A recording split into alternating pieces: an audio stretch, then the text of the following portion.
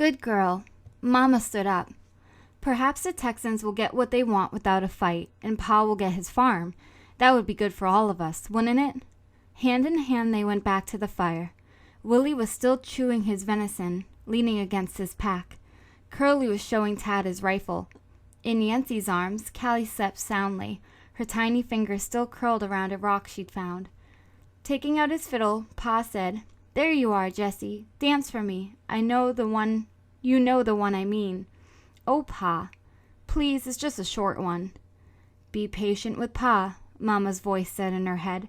So Jessie danced, lifting her arms over her head until her fingers touched.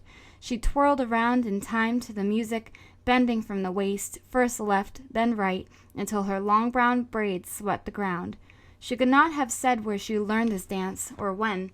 She only knew that when she had always danced for Pa, and that seemed to make him happy. When the music ended, the two travelers clapped. Tad put his fingers in his mouth and whistled. Callie woke and began to cry.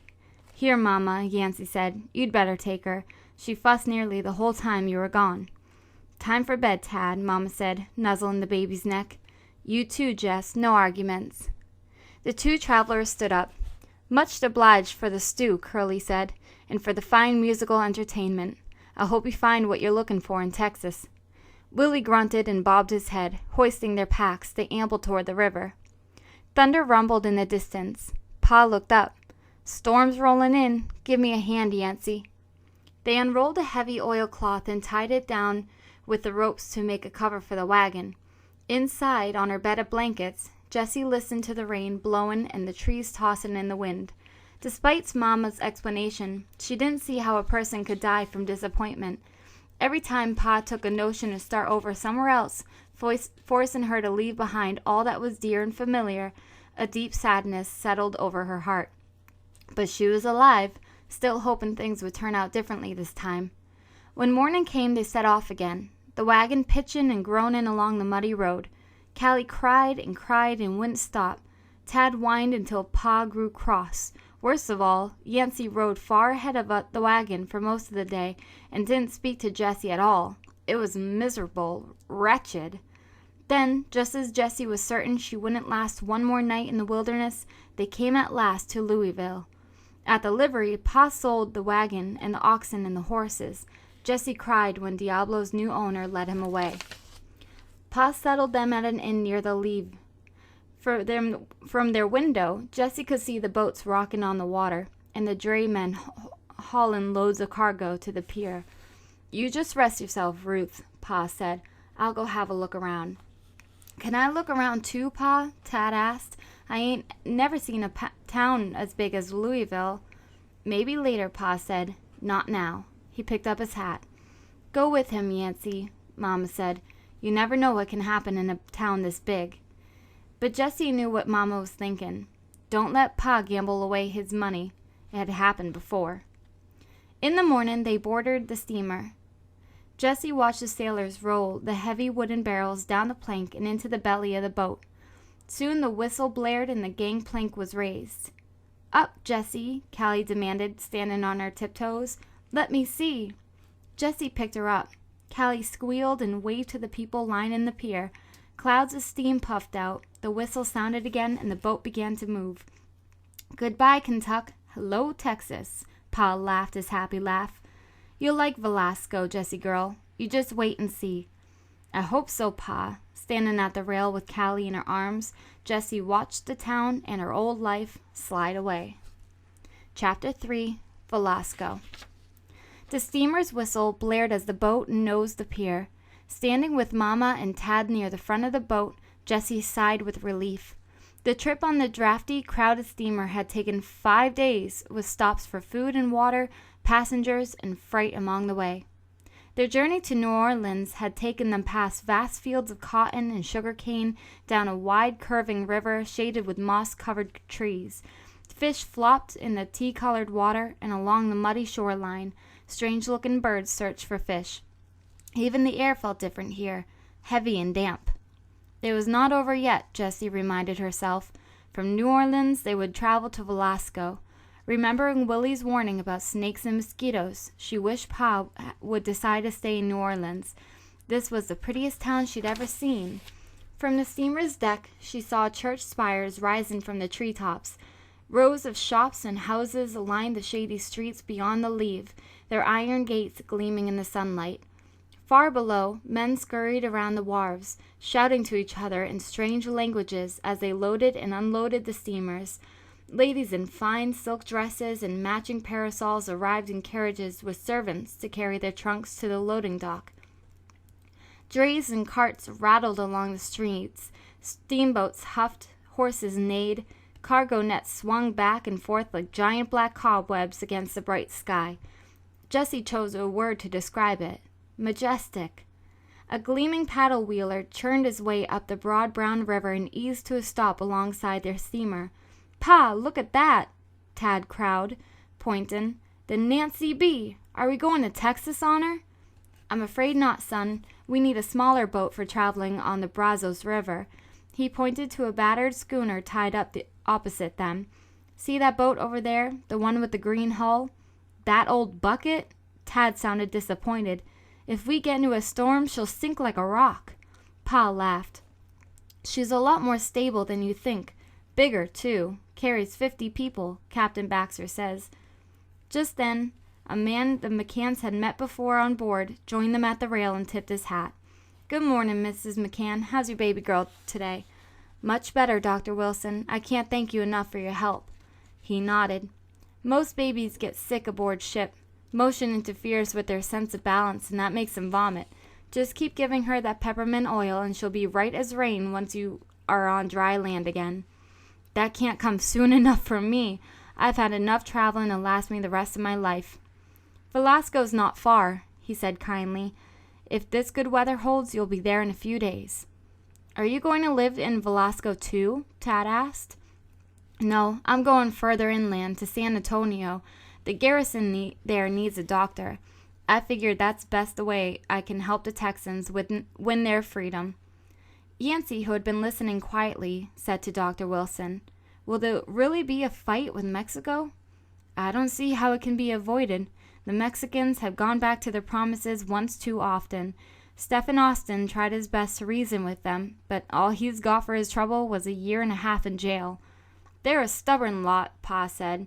"But so are the Kentuckans. Santa Anna's liable to get more than he bargained for." The steamer's whistle blasted again. "Time to go ashore," Pa said. He took Callie from Mama's arms, and they all went down to the gangplank and onto the sunny pier. Jessie felt dizzy. Her legs wobbled. Dr. Wilson smiled down at her. "Takes a moment to get your land legs back. You'll be fine in no time." He said to Pa, "I'm off to visit a friend till the boat sails for Velasco. I'll see you on board." Pa left them there while he went to arrange for their belongings to be loaded onto the schooner. Then he came back with a greasy brown paper that smelled of sugar and cinnamon. "Hot pastries," he announced, handing them around. A New Orleans specialty."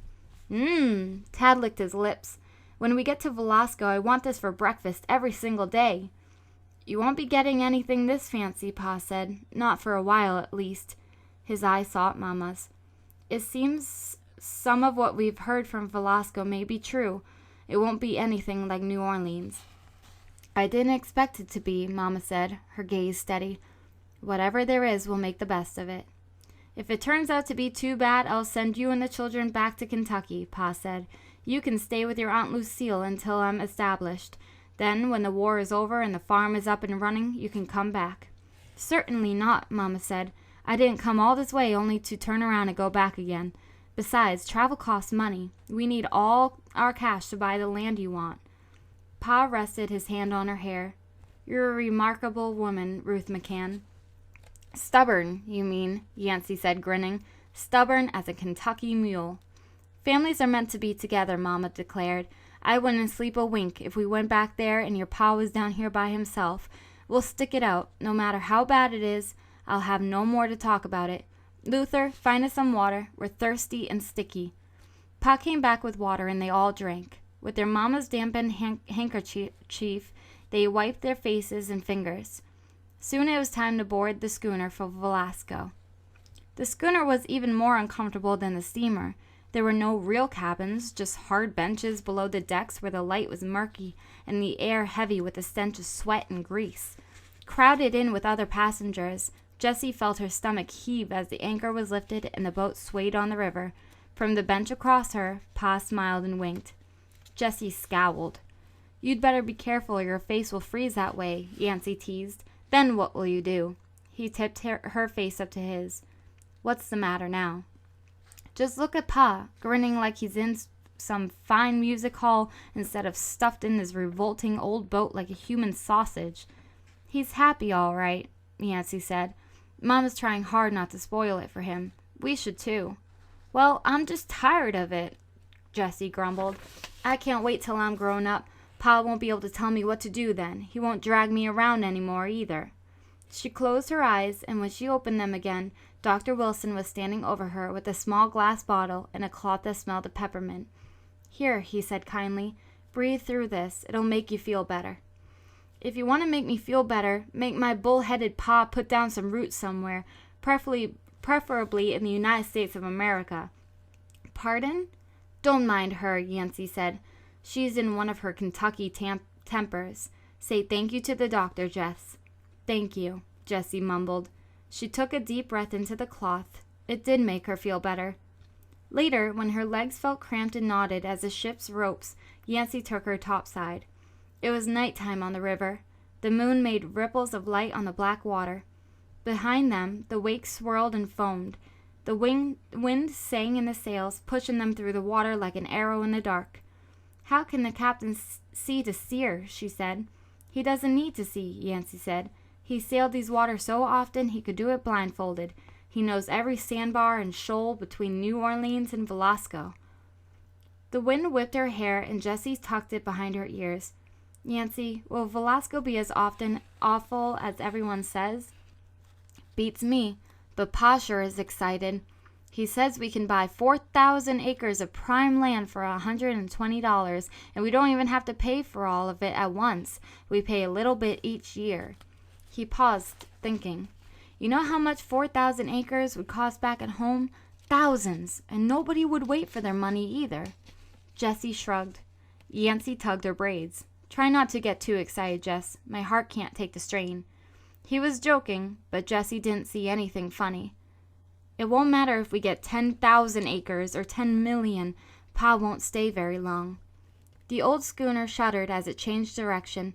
Bracing herself against the rail, Jessie said, I can't tell which Pa wants more, the land or the chance to fight." "I know. When he talks about it, he gets a strange look in his eyes, as if he's got a fever inside him." Yancey held out his hand. "Come on, let's go get some sleep." Down below, some of the men had cleared a space on the deck and were playing cards with Pa and Dr. Wilson. "Well, that's it for me," the doctor said, tossing aside his cards. "I'm afraid I'm not much of a gambler." Pa stood up, rattling coins in his hand. "I'd better quit, too, before I hit a losing streak." "Before Mama finds out, he means," Yancey muttered. "Don't tell her, all right, Jess? She's already worried about Callie." "I won't tell," Jessie said. "I know when to keep quiet." "I reckon you do at that." Yancey put his arms around her. "You've got a level head on your shoulders. No matter what happens when we get to Texas, you'll be all right." The next morning, when Jessie went on the deck again, it was as if she had sailed into yet another world. The schooner slid through the brown water, past low, swampy, thick lands with reeds. Standing at the rail with some of the other passengers, Jessie watched a flock of long-beaked birds poking in the ropey grasses along the shore. "Those are herons," Dr. Wilson explained. "And look over there, Jessie, alligators." Two scaly gray creatures slithered along the swamplands. One slid into the water, sending a pool of bubbles to the surface. "They look like logs with eyes," Jessie said. Just then the other one opened its enormous mouth, showing rows of needle-like teeth. "Ferocious logs," she added. "You wouldn't want to get crosswise with one," Dr. Wilson agreed. "One time when I was hunting in Louisiana, I saw an alligator bring down a fawn, quick as a wink." Soon they sailed into deeper water, at a place the sailors called the Southwest Pass. The wind came up and the old schooner rolled and tossed like a twig in the angry waters. Everyone got sick, too sick to move or to talk. The whole boat swelled of vomit and sweat. Mama lay beside Callie below decks. Tad leaned against Pa for hours at a time, his little face white and pinched. Yancey and Jessie stayed on deck. It was crowded, but at least the air was cleaner. Everybody seemed to take turns vomiting into the churning waters. Jessie's head throbbed. Her tongue felt thick and furry. She was dazed with hunger, but too sick to eat. For 3 days, the schooner rolled and bucked in the storm. Finally, they crossed the bar and anchored at the mouth of the river.